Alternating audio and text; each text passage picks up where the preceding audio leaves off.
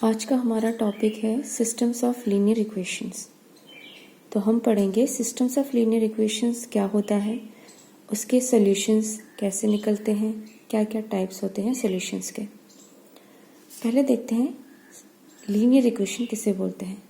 A linear equation in unknowns x1 x2 xn is an equation that can be put in the standard form a1 x1 plus a2 x2 plus plus an xn is equal to b। मतलब क्या है इसका कि हमारे पास एक ऐसा equation होगा जिसमें ना तो वेरिएबल्स के प्रोडक्ट्स होते हैं ना वेरिएबल्स का स्क्वायर होता है, तो इसे हम बोलते हैं लीनियर इक्वेशन, जैसे कि यहाँ पर है। तो ऐसे ही लीनियर इक्वेशंस को हम ले लेंगे बहुत सारे, उनकी लिस्टिंग कर लेंगे तो हमें मिल जाएगा सिस्टम्स ऑफ लीनियर इक्वेशंस। अब इस सिस्टम्स ऑफ लीनियर इक्वेशंस के कुछ टाइप्स होते हैं।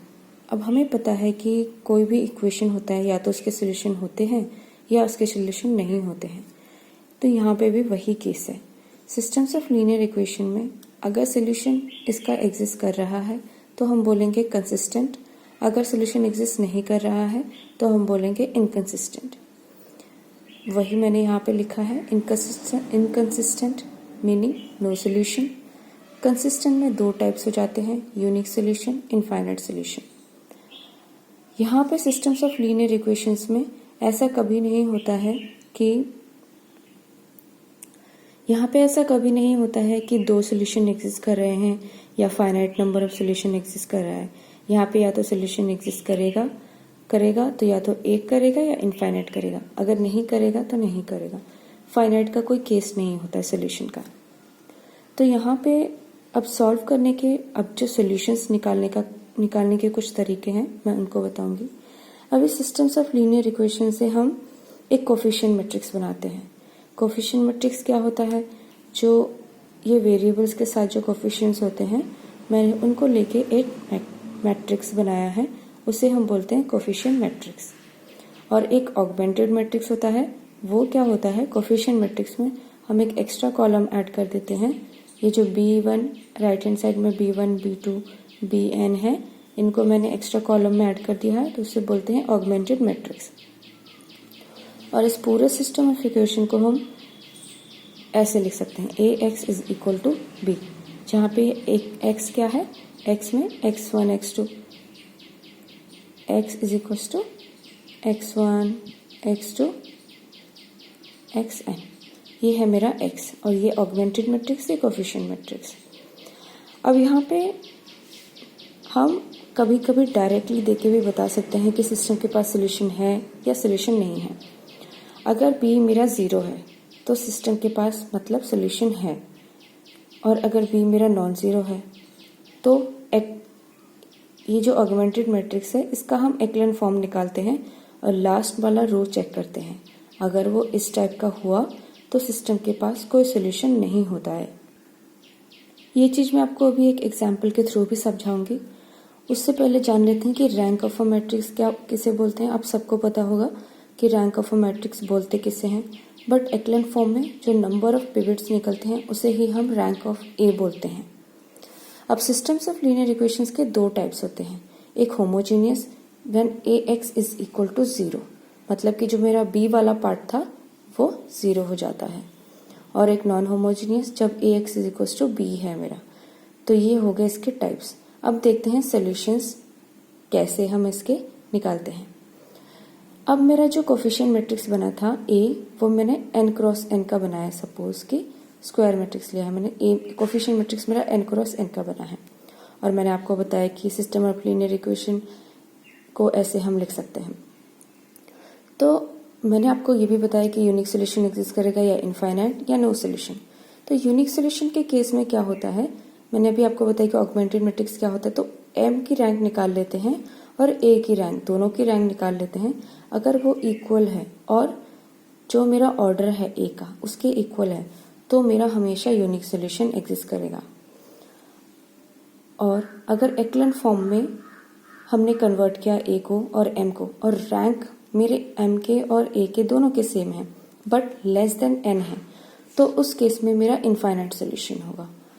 और अगर rank of m strictly greater than rank of M strictly greater rank of A हो जाता है, उस केस में नो सोल्यूशन का केस आ जाता है। इसको मैं आपको एग्जाम्पल्स के थ्रू समझाती हूँ। ये मैंने रफ शीट पे कुछ एग्जाम्पल्स ले लिए हैं, जैसे कि ए एग्जाम्पल को आप नोटिस कीजिए। ये मेरा सिस्टम ऑफ इक्वेशन है, x minus 3y is equal to 4 minus 2x plus 6y is equal to 5। यहाँ पे आपको पूरा समझ में आ जाएगा मैंने अभी तक जो पढ़ाया। तो ए मेरा क्या है, ए क्या है, कोफिशिएंट मैट्रिक्स। तो ये जितने भी कोफिशिएंट्स हैं उनको मैंने लिस्ट कर दिया। तो ये मेरा ए है, मैंने ए का एक्लन फॉर्म निकाल लिया है, ये मेरा एक्लन फॉर्म आ गया। यहाँ से हमें पता है रैंक कितना आ गया, 1। अब मैंने एम निकाला है, एम क्या है, ऑगमेंटेड मैट्रिक्स। मैंने क्या बोला था, एक एक्स्ट्रा कॉलम ऐड कर लेते हैं बी वाले का। तो 4 5 वाले का मैंने एक एक्स्ट्रा कॉलम ऐड कर दिया है। ये मेरा ऑगमेंटेड मैट्रिक्स हो गया है। इसका भी मैंने एक्लन फॉर्म निकाल लिया है। इसका रैंक क्या आ गया है, 2। अब यहाँ पर रैंक ऑफ एम कितना आ गया, 2, और रैंक ऑफ ए कितना आया था, 1। तो rank of M is strictly greater than rank of A. तो मेरा इस केस में क्या होगा, नो सोल्यूशन। दूसरा एग्जाम्पल क्या है, x minus 3y is equal to 4 minus 2x plus 6y is equal to minus 8। यहाँ पे भी मैंने कोफिशिएंट मैट्रिक्स निकाला है।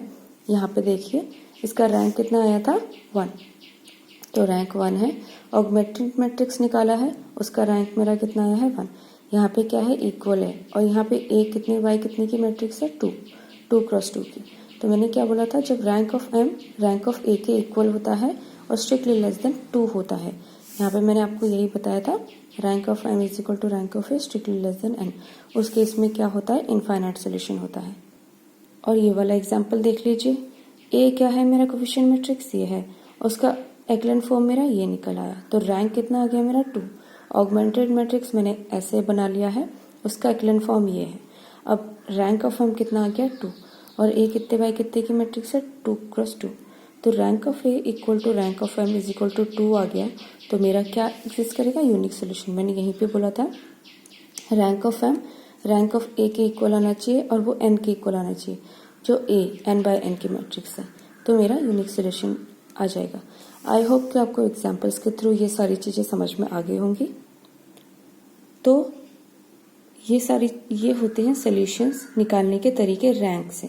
आप एक्लन फॉर्म में चेंज कीजिए और फिर उसके बाद आप रैंक निकाल लीजिए, फिर पता कीजिए सिस्टम्स ऑफ लीनियर इक्वेशंस के सॉल्यूशंस क्या हैं।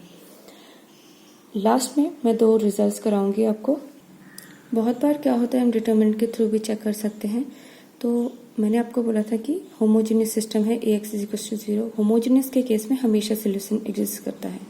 तो डिटरमिनेंट अगर 0 हो गया तो यूनिक इनफाइनाइट सोल्यूशन एग्जिस्ट करेगा, और determinant of a non zero हुआ तो यूनिक सोल्यूशन एग्जिस्ट करेगा। उन्हीं एग्जाम्पल्स में हम चेक कर लेते हैं। ये वाला मेरा यूनिक का केस है, तो इसमें हम डिटरमिनेंट देख लेते हैं। डिटरमिनेंट 2 माइनस 3 3 4, इसका डिटरमिनेंट क्या आएगा, 8 plus 9 17 which is not equal to 0। इसका मतलब इसके पास यूनिक सोल्यूशन एग्जिस्ट करेगा। और ये इनफाइनाइट के केस में भी देख लेते हैं। ए मेरा ये मैट्रिक्स है, इसके केस में कितना डिटरमिनेंट निकलेगा, 6 माइनस 6 0। इसका मतलब इस केस में इनफाइनाइट सोल्यूशन एग्जिस्ट करेगा। तो डिटरमिनेंट के केस से भी आप देख सकते हैं, यूनिक और इनफाइनाइट का पता हम डिटरमिनेंट से भी लगा सकते हैं। तो ये रहा होमोजीनियस की बातें। अब नॉन होमोजीनियस में एक फ़ायदा ये रहता है, अगर determinant of a non zero है तो मुझे एक सोल्यूशन ऐसे पता चल जाता है, then x is equal to A inverse b। तो ये सोल्यूशन बन जाता है मेरा ax is equal to b का। आई होप कि आज आपको सिस्टम्स ऑफ इक्वेशन समझ में आया होगा, इनके सोल्यूशंस निकालने के तरीके समझ में आए होंगे। Thank you for watching. अगर आपको कोई भी डाउट है तो आप कमेंट बॉक्स में बता सकते हैं, मैं उसको क्लियर ज़रूर करूँगी। Thank you for watching.